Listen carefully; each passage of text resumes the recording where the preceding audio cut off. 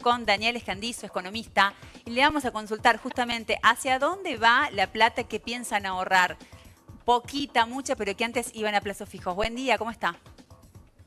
Hola, buen día chicos, ¿cómo les va? Sí, como ustedes dicen, las modificaciones que a partir de ayer generó el Banco Central a través de una serie de medidas apuntan a reducir la tasa de una serie de instrumentos financieros.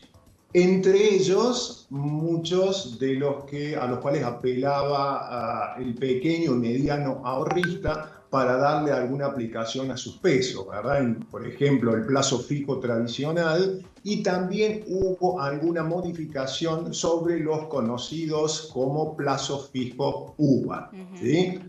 La primera de ellas, la primera medida que afecta a los plazos fijos tradicionales, dispuso una disminución de la tasa mínima en términos anuales, que estaba ubicada en un 133%, para que lo llevemos a periodo mensual, un poquito más de un 11%, la disminuye a esa tasa mínima a pagar por parte de los bancos a los ahorristas a 110%. Es decir, en un periodo mensual, algo más del 9%.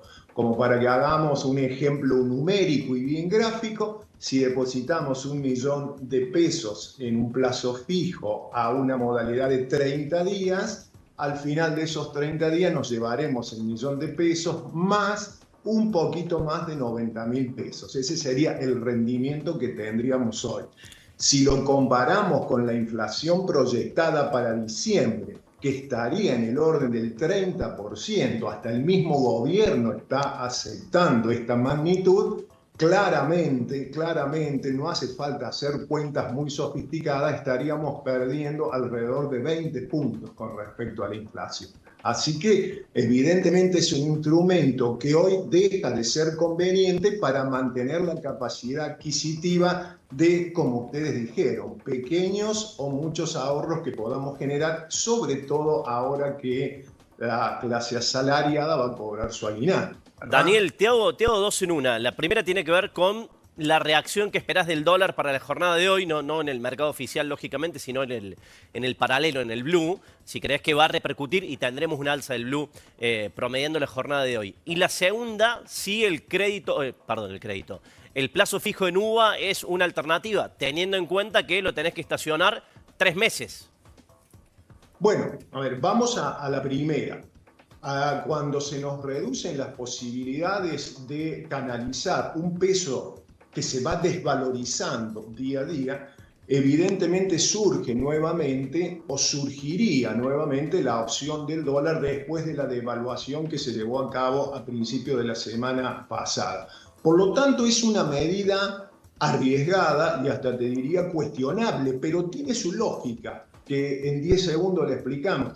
El Banco Central, al desarmar o al intentar desarmar estas famosas LELIQ que ustedes hicieron referencia, le dice a los bancos: ahora no te ofrezco más estos instrumentos, solo te voy a ofrecer un instrumento que se denomina PASE, que tiene un día de plazo y te voy a pagar un 100% anual. Por lo tanto, los bancos, ¿qué le responden? Perfecto, entonces bájame la tasa de plazo fijo porque no me puedes pagar un 100 y yo seguir pagando un 130. Ese es el motivo por el cual se baja la tasa de los plazos fijos en un escenario de alta inflación. Por lo tanto, es una medida arriesgada y cuestionable. Vamos a la segunda pregunta. Y te la termino. ¿Puede canalizarse entonces esa masa de recursos hacia el dólar? Es una posibilidad.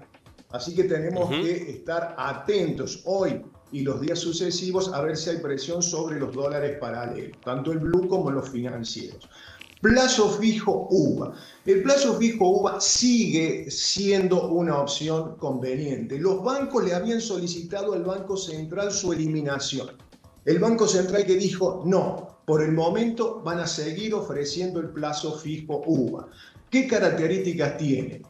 Para resguardo contra la inflación es un instrumento muy conveniente. ¿Por qué? porque el capital que yo deposito se va actualizando con la inflación a través de un coeficiente que se llama SER, pero va siguiendo la inflación, más un 1% anual. Es decir, que cumple con ese objetivo de preservar el poder adquisitivo de mis pequeños ahorros. Eso es fundamental. Ahora, ¿cuál es el inconveniente que presenta este instrumento? Debo dejar el dinero inmovilizado por 90 días para yo lograr de esa forma la cobertura contra la inflación. Acá el Banco Central hizo una nueva modificación. ¿Por qué? Porque yo antes podía dejar mi dinero, o debía dejarlo 90 días, pero tenía la opción de retirarlo a los 30 días. En ese caso, los bancos me decían, bueno, como lo retirás antes de los 90, te voy a compensar con una tasa del 122%, que no será la inflación, pero de alguna manera era un rendimiento razonable. Claro, le compite. Hoy el Banco Central eliminó ese mínimo. Por lo tanto, yo debo ser muy consciente que si hago un plazo fijo UVA, lo debo dejar a mi capital por los 90 días, porque si lo retiro antes, el Banco Central me va a pagar un interés muy, muy bajo. Clarísimo, Daniel, y claramente la invitación es que la plata se mueva, ¿no es cierto? Y que estemos nosotros mismos los ciudadanos que tal vez ahorramos un poquito de dinero utilizándolo y metiéndolo en el mercado, claramente. Muchísimas gracias por esta charla y por esta aclaración. Fuiste absolutamente didáctico en algo que es bastante complejo. Gracias. Pero se puede explicar de una manera sencilla, ¿verdad? Sí, lo has logrado. Gracias. Bueno, buenos días. Muchas gracias a ustedes.